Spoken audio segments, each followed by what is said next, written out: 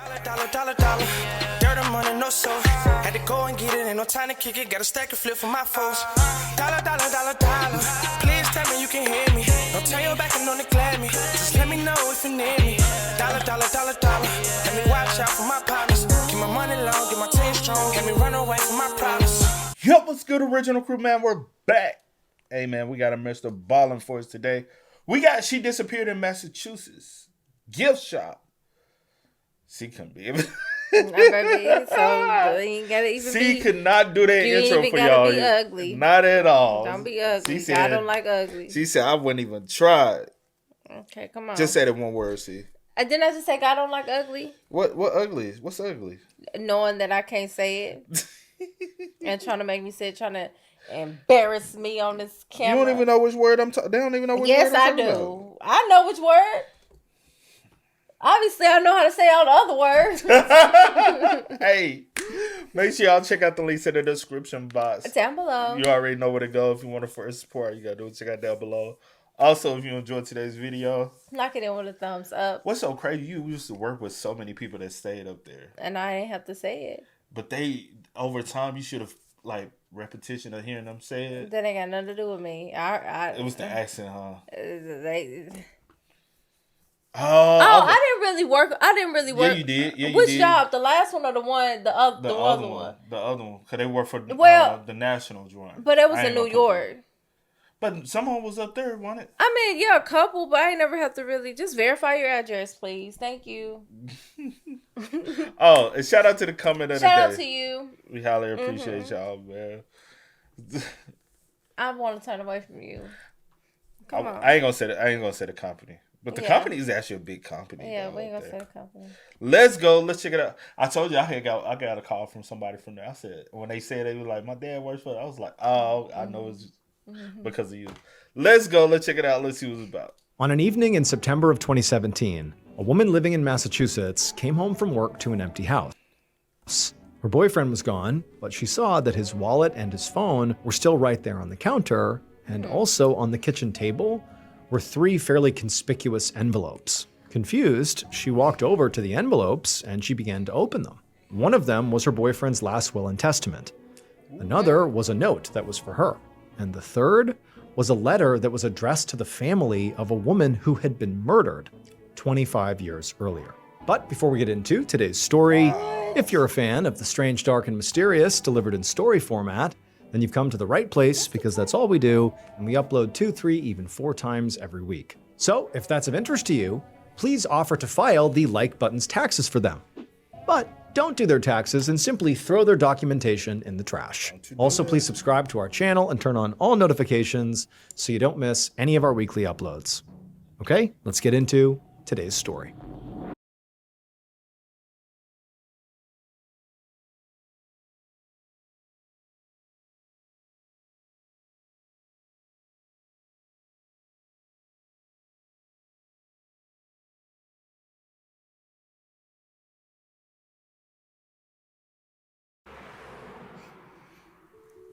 On the afternoon of April 15th, 1992, a 24-year-old woman named Lisa Ziegert drove through the quiet suburban streets of Agawam, Massachusetts.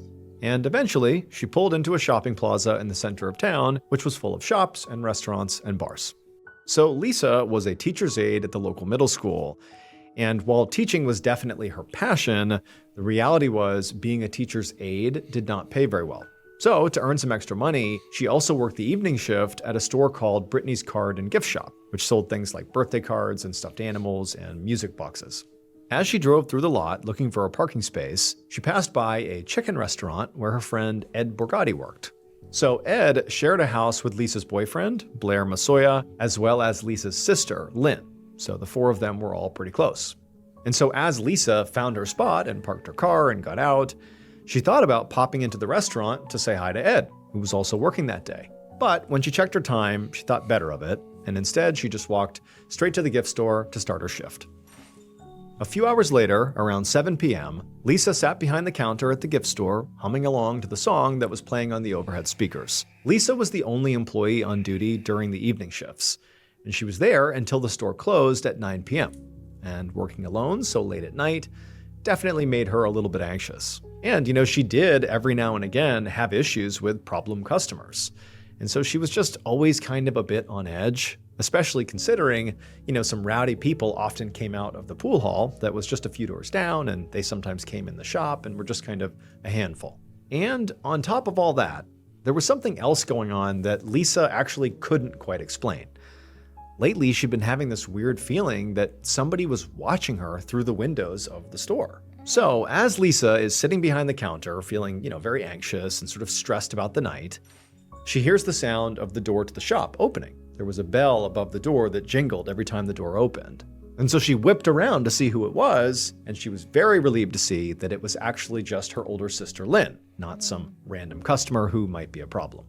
Lisa was really close with Lynn, and sometimes her sister would just stop by to chat and keep Lisa company, especially during her evening shifts. So Lynn walked in and asked Lisa how things were going, and Lisa said it was fine, and then eventually she sort of shifted the conversation to how, Lisa was still sort of upset that she had not been able to land a full-time teaching job yet.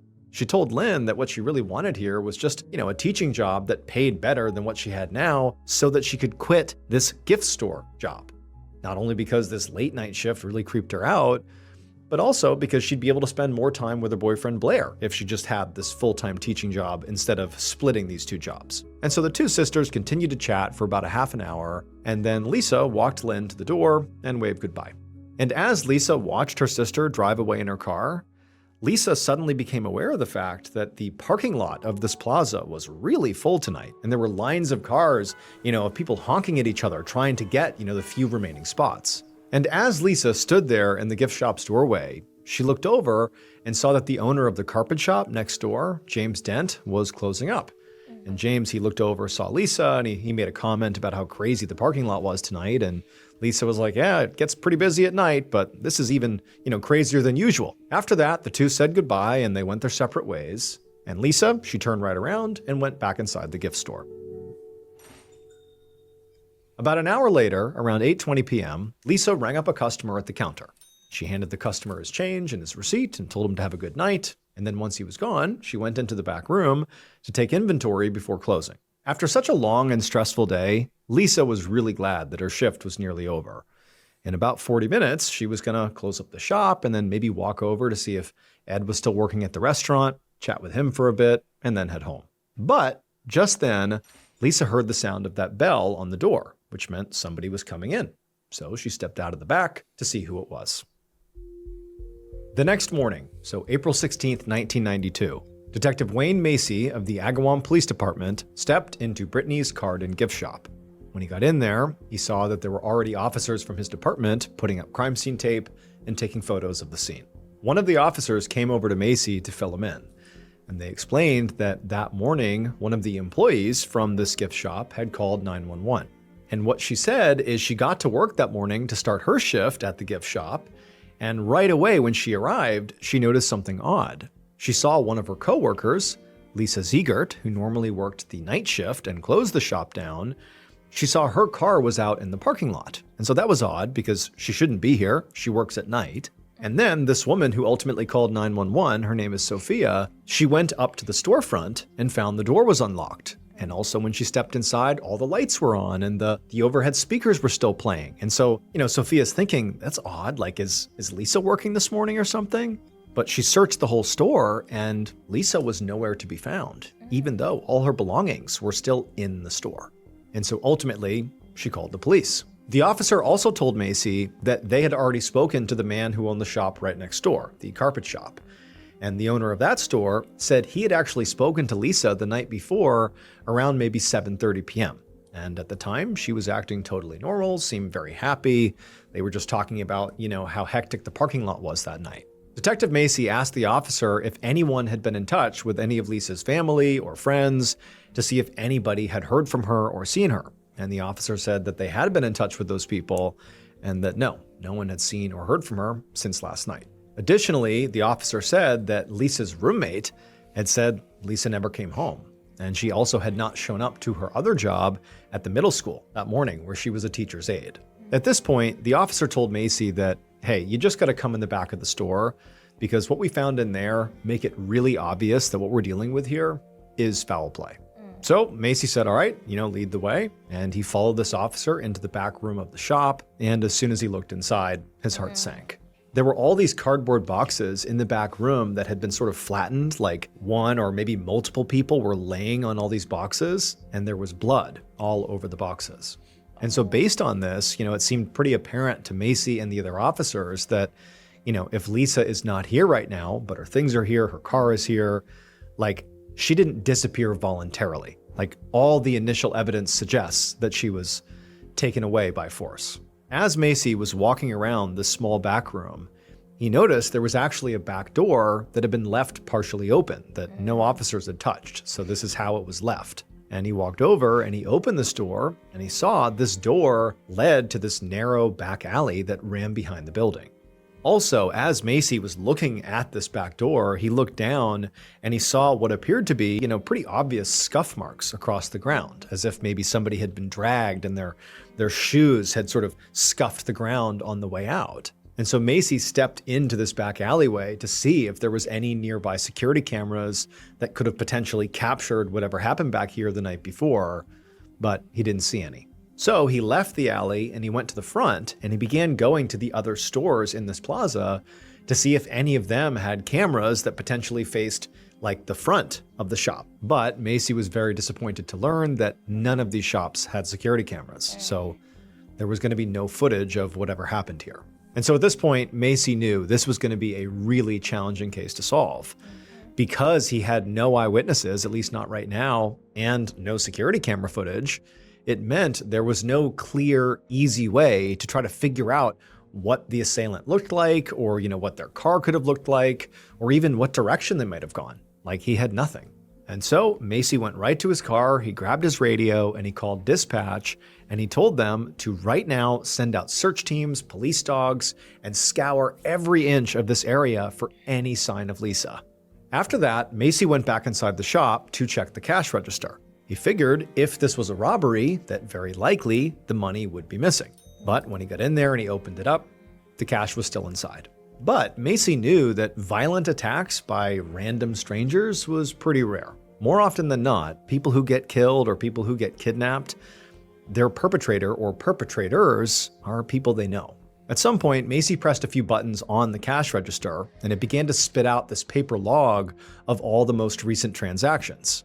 And Macy saw that the last purchase, at least as reflected on this register, was made with cash at 8:20 p.m. the night before. And for the first time, Macy actually felt a surge of optimism about this case, because this was a very helpful clue. Since the gift store closed at 9 p.m., this narrowed down the time window significantly. It meant the attack likely happened in the 40 minutes between that transaction at 8:20 and closing at 9 p.m., a time when very few of the other businesses in the plaza were open, except for the restaurants and pool hall.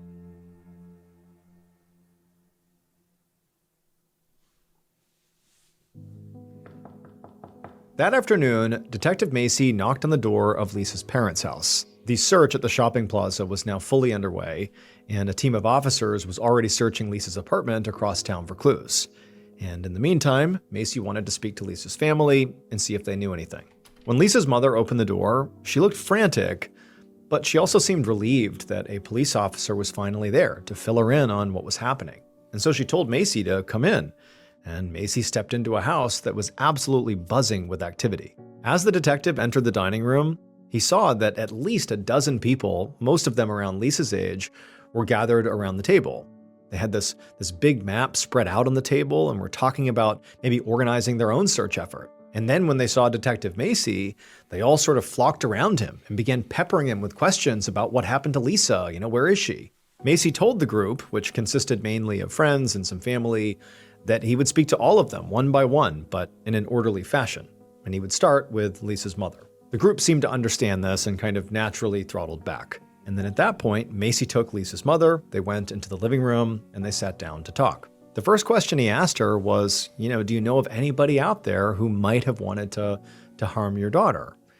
And Lisa's mother immediately said, no way. Lisa did not have any enemies. She was quite friendly, very hardworking, and really just stayed out of trouble. And for the rest of this interview, which lasted, another 30 minutes or so, I mean, that really was the sentiment that Lisa's mother communicated, that this was like totally unheard of, that anything would happen to Lisa. Like, she never did anything wrong. She had no problems. She had no enemies. Like, I don't know what happened. And so Macy, after speaking to the mother, would also speak to Lisa's father, her 2 sisters, and her roommate. And then also he would speak to her boyfriend Blair and Blair's roommate, Ed Borgatti. Blair seemed really broken up about his girlfriend's disappearance. When Macy asked where he had been the night before, Blair said he was at his mother's home for most of the night, except for a quick trip to CVS. He said he didn't remember the exact time he went there, but he definitely had the receipt back at home.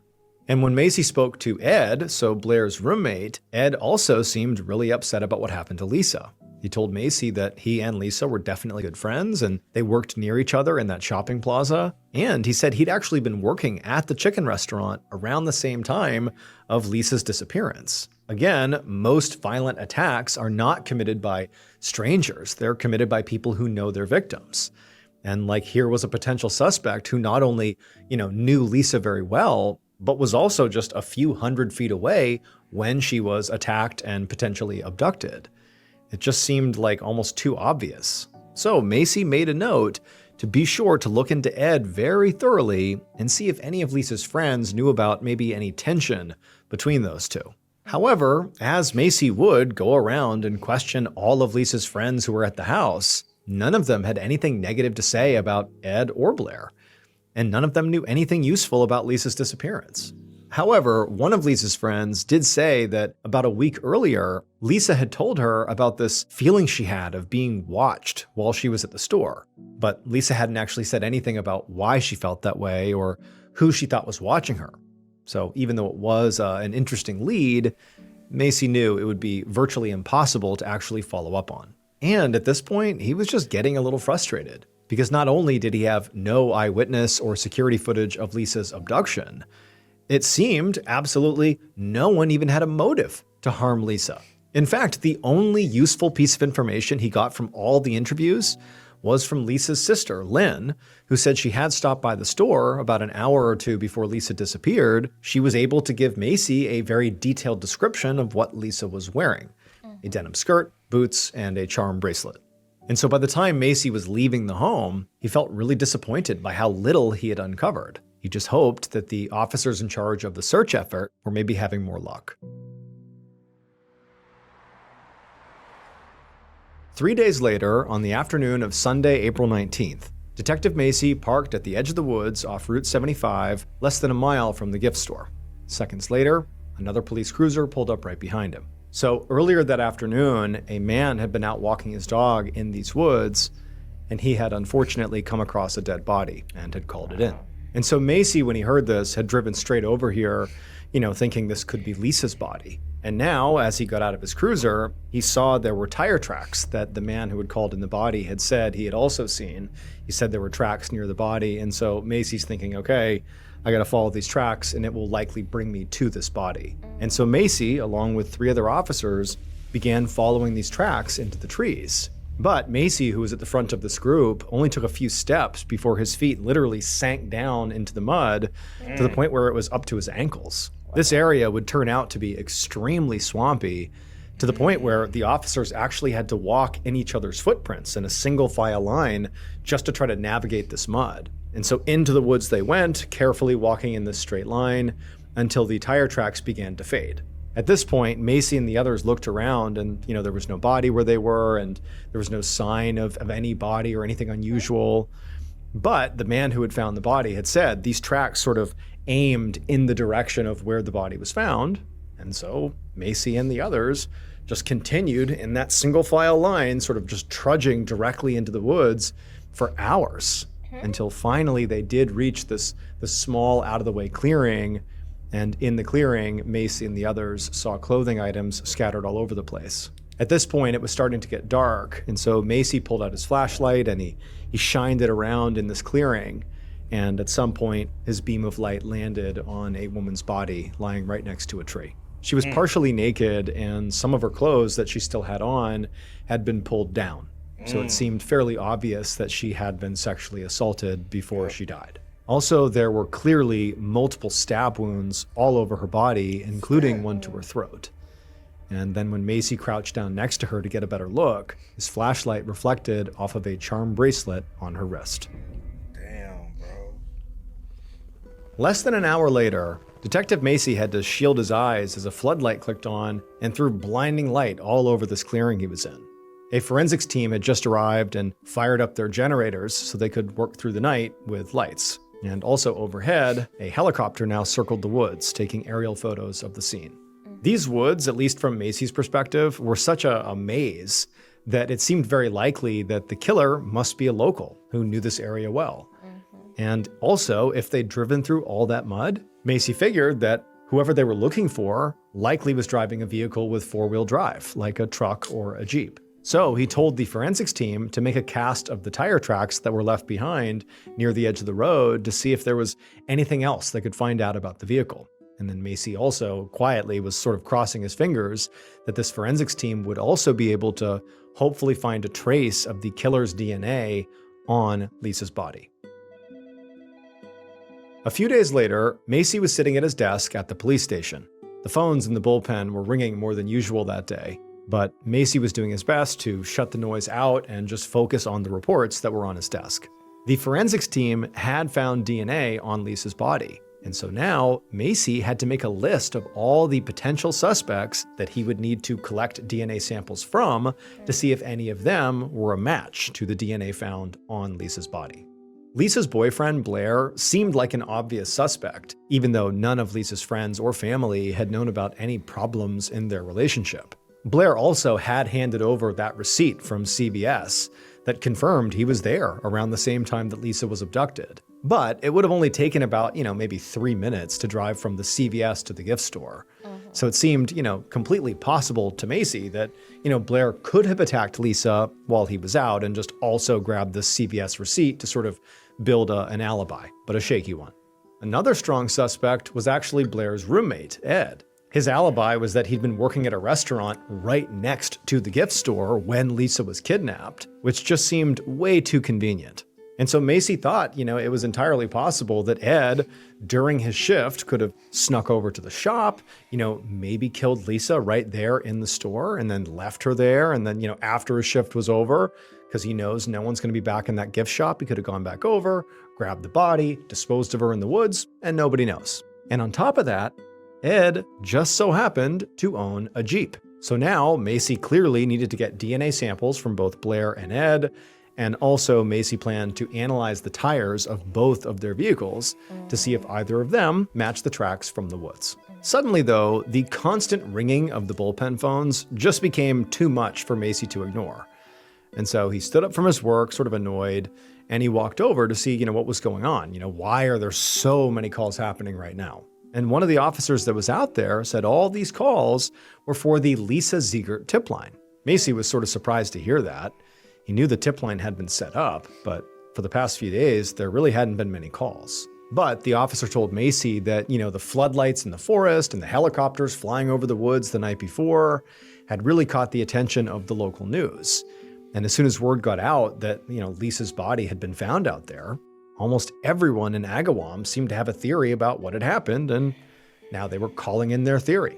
But he said that these tips were sort of all over the map, and there were already dozens of different descriptions of suspicious vehicles or suspicious people that, could be suspects. Macy told the officer to, keep doing his job and to make sure you log all the tips that come in, and that Macy and his team would look through them one by one when they had a chance. And as Macy turned and walked back towards his office and he continued to hear all these phones ringing, he realized his team might have to do a whole lot more DNA comparisons than he'd originally planned on. Because this was the early 90s, there was no way to have one DNA sample like you would find on a body, let's say, and then just put it into a bank and see what turns up. That didn't exist. And so what he's saying is he needs to compare this sample directly to basically all these potential people and hope one of them lines up.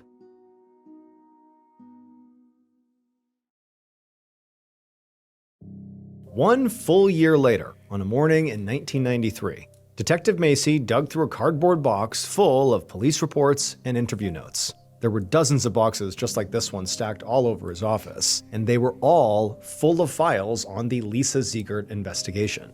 Macy and his team of detectives had spent the entire past year basically working around the clock on this case, digging into one lead after another, and it had been exhausting. Since Agawam was such a small town, Lisa's murder was all anyone could talk about, and the detectives had received hundreds of tips on Lisa's case. The police station even had to install extra phones to handle all the calls. And no matter how far-fetched the tips seemed, Macy's team looked into each and every one. For example, there was a woman who worked at the all-female gym that Lisa used to go to who had called in and said there was this man who showed up at their gym every day at 3 p.m. and he would buy frozen yogurt from the juice bar. But while he ate the yogurt, he would just stand there and eat it, sort of staring out at all the women. And to this woman, this employee, she felt like he could be the killer. Another tipster had called in and said they actually had seen a police car parked right near the gift store around the time Lisa was abducted. And when Macy heard this, he ordered a DNA test from every single officer in the department, but none matched. There was also another wild theory that Lisa's boyfriend, Blair, apparently had a secret romance with his roommate, Ed. And Ed had apparently killed Lisa because Lisa found out about it. Somebody else had called in and said that their friend had borrowed their car on the day Lisa was killed, and when they returned the car, apparently there were bloodstains in it. So they were basically saying, look into my friend. And then also, there were all these women who called in basically saying their husbands did it. Whether or not there was merit there, wasn't clear, but lots of husbands were getting accused. There were also dozens of tips that were just too vague to do anything with, like people saying that they saw a man in a dark coat or a guy at a bar who looked suspicious. And so at the end of the first year of this investigation, Detective Macy had looked into 400 people of interest. But none of those leads went anywhere. To Macy's disappointment, Blair and Ed, who were really the two most obvious suspects, were actually ruled out very quickly. Their tires from their vehicles ultimately didn't match the tracks found in the woods, and they'd both given DNA samples, which did not match the DNA found on Lisa's body. And it was hard to get samples from all, the rest of the 400 other suspects, especially because in 1993, you needed a pretty significant amount of DNA to run a test. So the police typically made suspects come in and get their blood drawn. And a lot of the suspects just said no to that because they just didn't want to go through the hassle. And since most of the tips that had led to these people of interest were pretty flimsy, Macy didn't have probable cause to get a warrant to force them to do the blood draw. Sure. But of the hundreds of suspects who did give their DNA, none matched the DNA found on Lisa's body. And again, there's no bank to just run the sample through to see who else it could be. Like if you don't have somebody to compare it to, you couldn't do it in the early 90s. So as Macy stood there looking at all those boxes of files that he'd spent months poring over, he had the sinking feeling that maybe the answer was not in there after all. At this point, it was like every tip he had gotten had led him down like an entirely different path than he was on, and he was just more lost and confused than ever. And so he felt like if he was going to actually find Lisa's killer, he needed new evidence or he needed an eyewitness to help point him in the right direction. And so as daunting as it was for Macy to think of this, he knew what he really needed now was actually even more tips. Six months later, in the fall of 1993, so now we are about a year and a half after Lisa Ziegert's murder, Detective Macy stood in the corner of a massive call center in Burbank, California. All around him, dozens of workers sat in cubicles with computers and headsets, and Macy waited with nervous anticipation as one by one, their phones began to ring. Macy knew that the very popular TV show, Unsolved Mysteries, which told real stories of unsolved cold cases, was actually airing a segment about Lisa's murder at that very moment. But he wasn't actually watching the show. Instead, he was in the studio's call center to monitor the tip line, in case any viewers at home called in with valuable information on Lisa's case. And sure enough, within a few minutes, every single phone in the call center was ringing off the hook. Macy began to walk around the room and peek over the shoulders of the workers as they took notes on these calls that were coming in. And Macy admittedly was frustrated by what he was seeing. Most of the callers were just repeating this old rumor that Ed Borgatti, was the killer, and that more than that, the police knew about it and were covering it up. So the reason for that is Ed actually had been ruled out by DNA evidence pretty early on in the investigation. But the police had decided not to announce that publicly until the case was closed. So the locals came up with a conspiracy theory to explain why Ed, who looked so suspicious from the outside, had never been arrested, that somehow the police were covering it up. Macy had hoped that by having this case be on Unsolved Mysteries, that it would lead to a fresh tip from a credible witness who maybe hadn't come forward yet. But instead, all he was getting was just more rumor and more speculation. In the end, the show generated 212 tips, and none of them led anywhere. And so as the years went on and still no new information came in, Lisa's case just continued to get colder and colder. By the time Detective Macy actually retired in 2003, it had been 11 years since her murder. Yet still, the murder was unsolved. Almost 23 years later, in January of 2015, Anthony Gallooni, the newly elected district attorney, walked down the hallway at the Agawam Police Headquarters. He found the door he was looking for, and he knocked. And a few seconds later, a detective named Mark Fow opened the door. Gallooni introduced himself and then asked to see all the files on the Lisa Ziegert investigation. Gallooni told the detective that he had grown up near Agawam, and he vividly remembered watching the news coverage of Lisa's murder when he was just 12 years old. And now that he was the DA, solving the cold case was one of his top priorities. Forensic technology had advanced a lot since the early 90s when this case was in its full swing. So Gallooni suggested they just send the DNA sample from Lisa's killer to the lab for phenotyping, which is basically using DNA markers to figure out what a person could look like. So this is not the same thing as putting the DNA into a huge bank and getting an exact match back. It's sort of like building a profile of who this belongs to. And so the DA was very confident that through this process, if they could build a really accurate physical profile of the suspect and cross-reference it against the hundreds of names they had collected over the years in this case, maybe they could finally close in on Lisa's killer. It would take over a year and a half for this process to be completed, but in September of 2016, DA Gallooni held a press conference to announce the results of the phenotyping. And so, during this press conference, a composite sketch of the killer appeared on the screen behind the DA. And all it showed was a Caucasian man with dark hair and either brown or hazel eyes, which does seem like not a whole lot of new information. But remember, this is sort of like, definitely, this person looks this way. This is not like we think he looks this way. This is what he looks like. And even though none of the investigators on the case actually recognized the face in the sketch, Gallooni hoped that somebody in the public, from this press release, would recognize him. So after the press conference, Gallooni went back to the police station, and with the help of a state trooper, they began sorting through the massive cabinets full of files on Lisa's case. They put together a list of every person of interest who had previously refused to give a DNA sample, and they were able to narrow it down to 11 suspects who fit the phenotype profile who didn't give their DNA sample.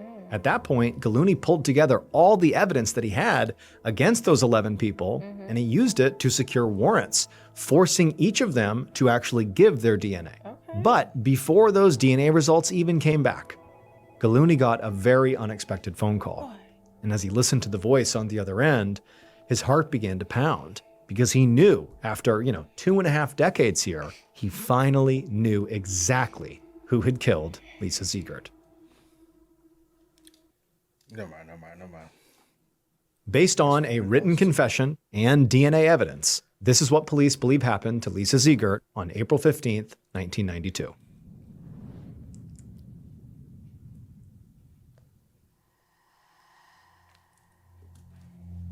Around 8:30 p.m., the killer parked in the alley behind Brittany's card and gift shop.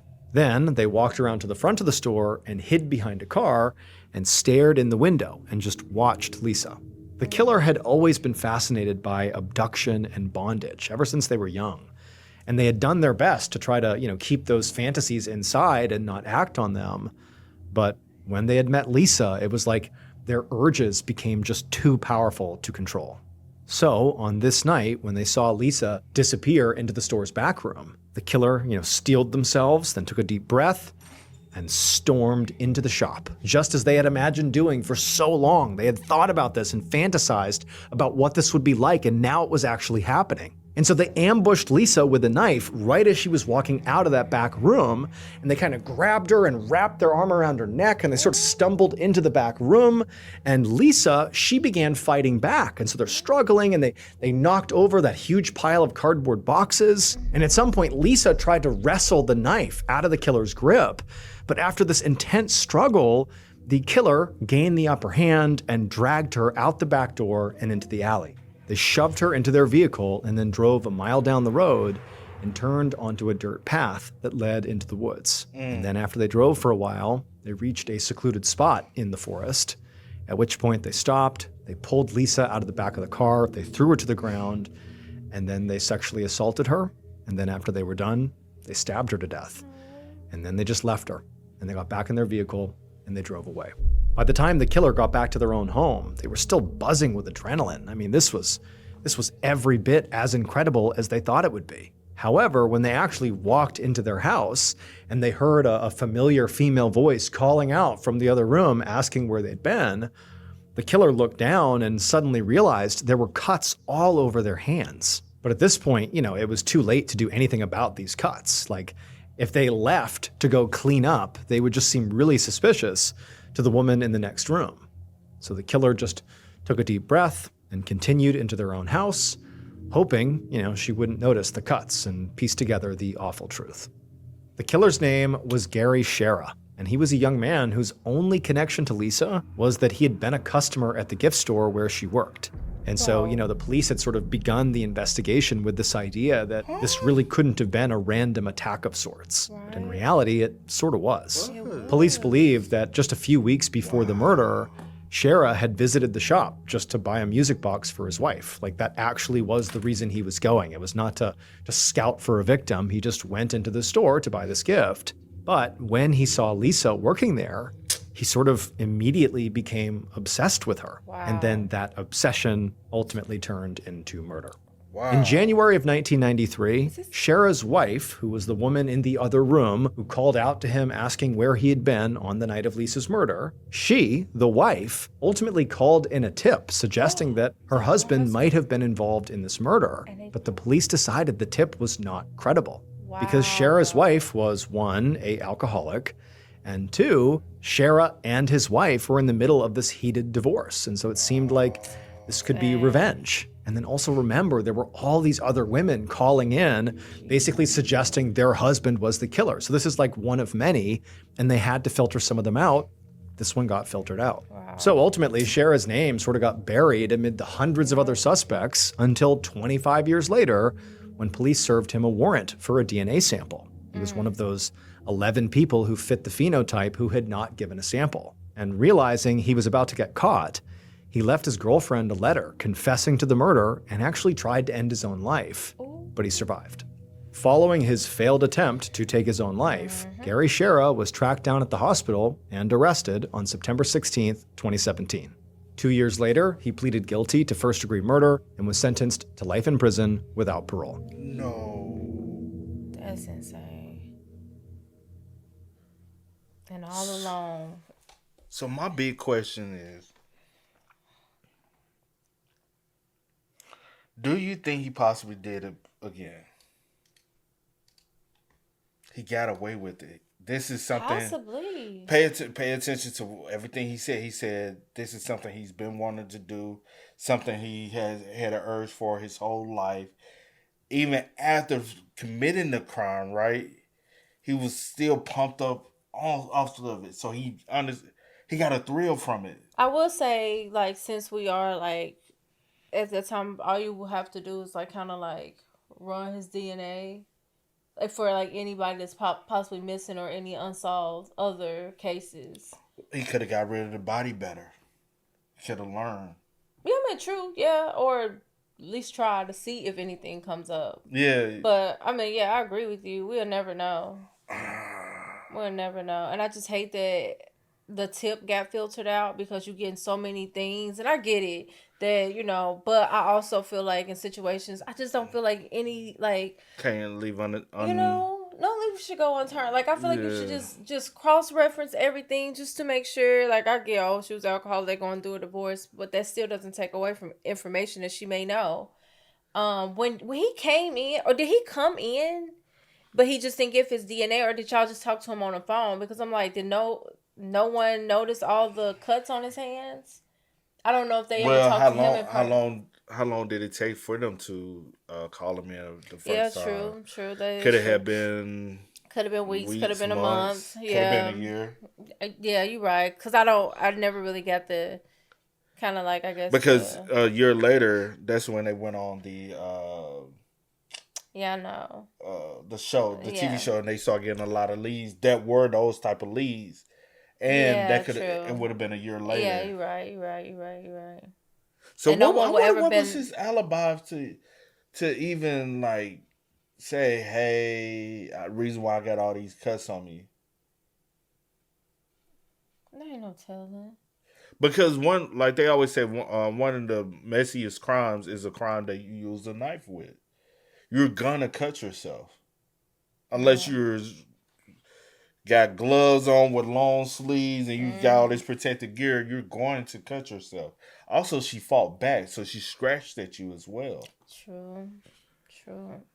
That's so I wasn't even sad. leaning towards that. I was leaning towards. Well, I don't want to say who. I'm not gonna Obviously, say, but I was leaning towards elsewhere elsewhere. Yeah. because I'm like, Cause I'm leading because to I'm leading to because now I'm in the mindset, since y'all in the mindset of, oh, it has to be someone she knows, I and so started looking I'm at the like, individuals who possibly knew her that was in the vicinity, and not just one.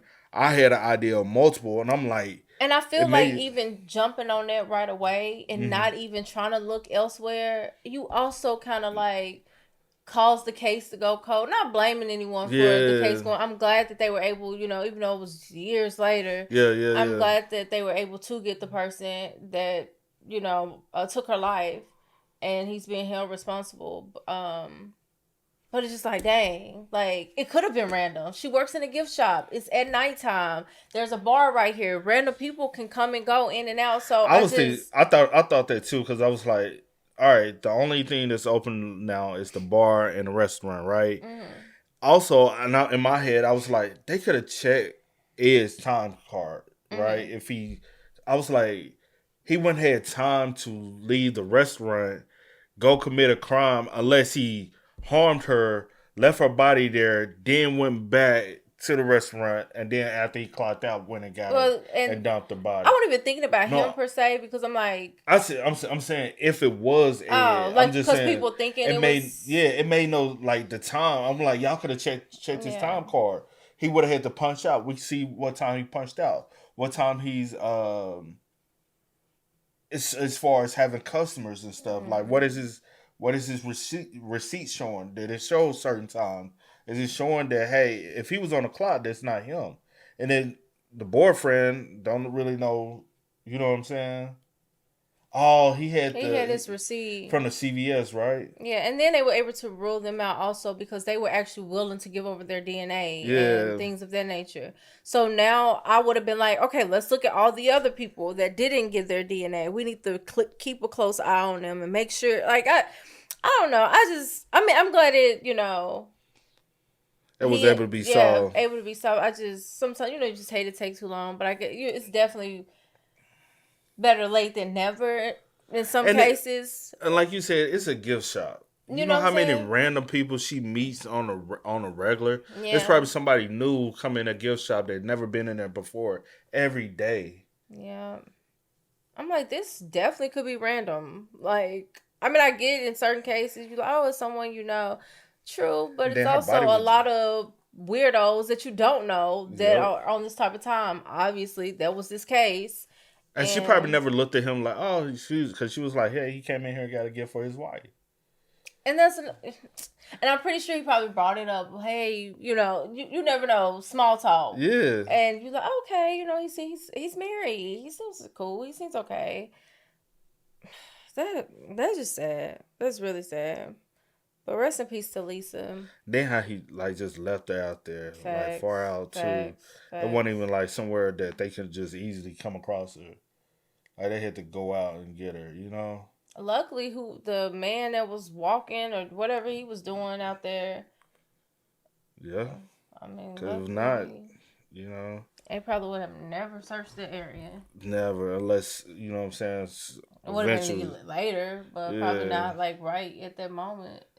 I think so. And it was just a mile away from the gift shop. Do you think? Do you really think that was his only victim? I can't say. Mm.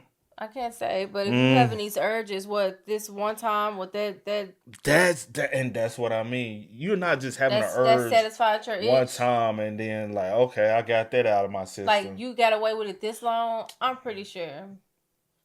It's Especially just, like maybe like I don't want to like throw no scenarios and stuff like that, but like you going through a divorce, you going through a divorce, you going through all this other stuff. I just feel like, and you probably like don't know, but you like for a long time you did.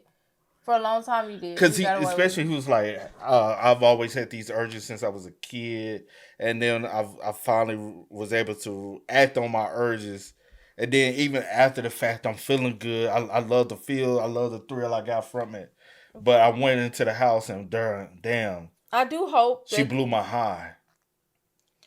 I want to get high again. You know what I'm saying? I ain't gonna say we'll never know. I do hope that they did. Like, just I wonder, do they do that? Like when situations like in a case like this, If do they go? If there's a victim that they found, because he could have been like, hey, I'm burying my next victim. Man, because you want me to tell you, like, the body cam we did earlier, it made me realize, like, how many people that's, like, just out there that are missing, that are buried. You know what I mean? Like, gone. Nobody knows, don't have a trace. Even that one body cam would do bury her, right? Mm-hmm. The other one we did, he actually buried her in a shallow. Like, think about that. Like, if you got an area, secluded area, you can bury and nobody's gonna. Because, say for instance, he buried her out there and dug a hole deep enough, similar to the one where he made in Utah, made him dig his own grave, and then he buried him and covered him up, and then dipped. Nobody even knew the body was out there all that time. Yeah. So just imagine stuff like that. Like how many of these. So even in a case like this, he could have literally buried her and possibly got away with it. Because he wasn't even though he was on that radar, he wasn't on that radar. Not like that. Not like that. So it's just like, hey, we just have to do our jobs and just cross-reference everything and make sure rule you out. But we're not really looking at you for real because we're really looking at people that she personally knows. So let's just say this, since they only looking at people she personally know, let's say for instance, they didn't find the body and she was missing these 25 years. He would have got away with the murder.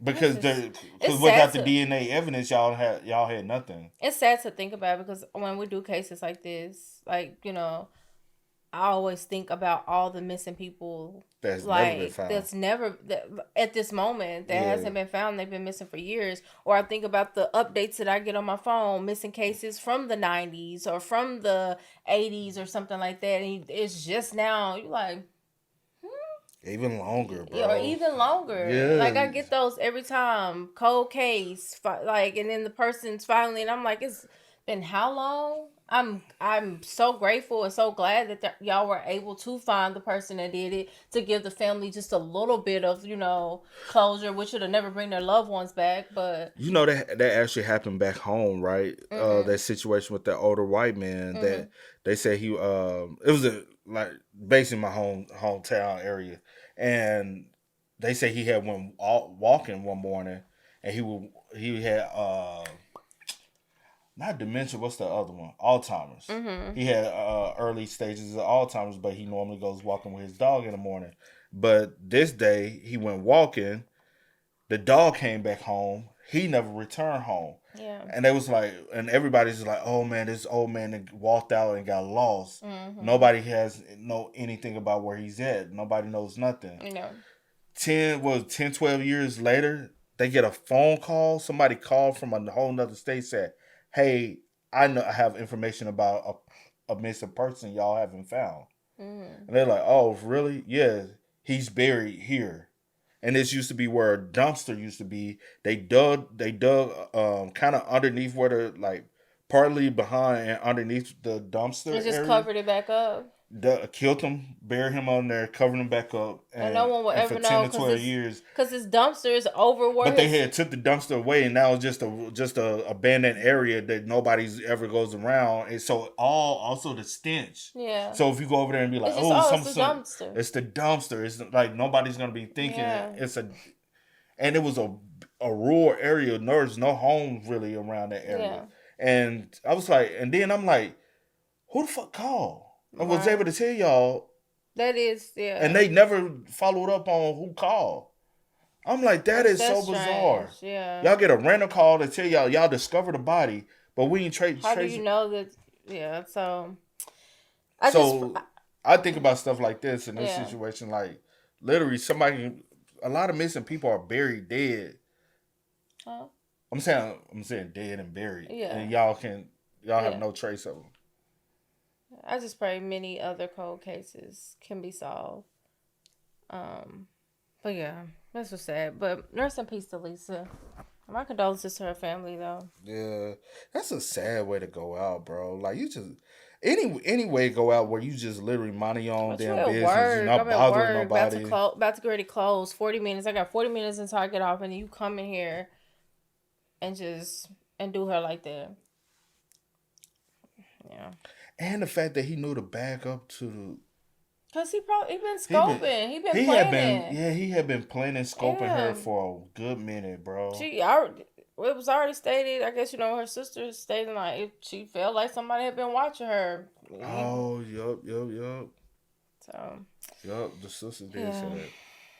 Y'all spam us up, man. Please Let us know y'all thoughts in the comments for us down below. But until next time, y'all know how it go, man. I do go by the name DJ the Kid. This is Sierra Nicole. We are. Kid and C. We are. Ain't no time to kick it, got a stack of flip for my foes. Dollar, dollar, dollar, dollar.